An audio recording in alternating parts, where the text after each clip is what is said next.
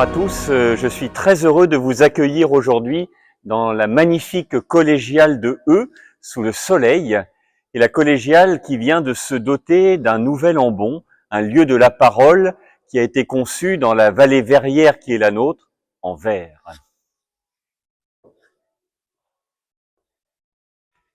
Et sur cet ambon de verre, l'artiste a voulu représenter, graver dans le verre et rehausser à la feuille d'or, la colombe, symbole de l'Esprit Saint.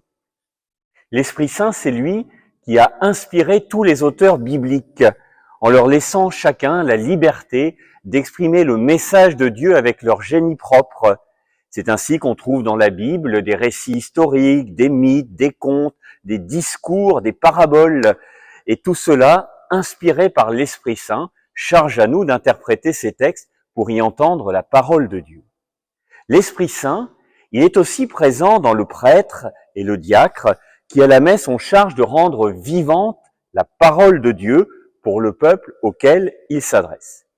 Alors même si certains dimanches, nous ne sommes pas forcément toujours très inspirés, il n'empêche que nous avons reçu l'Esprit Saint au jour de notre ordination pour permettre au peuple de Dieu d'entendre la parole et de la faire vivre. Et puis enfin, l'Esprit Saint, il est aussi présent dans le peuple de Dieu lui-même, celui qui chaque dimanche entend la parole et la met en pratique dans sa vie. Le peuple de Dieu aussi qui lit et qui cherche à mieux comprendre cette parole. 85% des pratiquants du dimanche lisent chaque jour la parole de Dieu. Aussi, quand le prêtre et le diacre s'adressent à vous le dimanche, ils ne vous enseignent pas la parole de Dieu.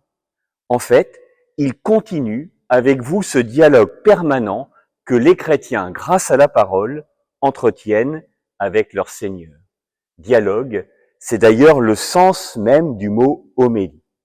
Et c'est devant cet ambon, marqué de la présence de l'Esprit Saint, que les adultes du diocèse, le 18 mai prochain, recevront le sacrement de la confirmation, pour que l'Esprit les aide et nous aide à marcher avec la parole de Dieu.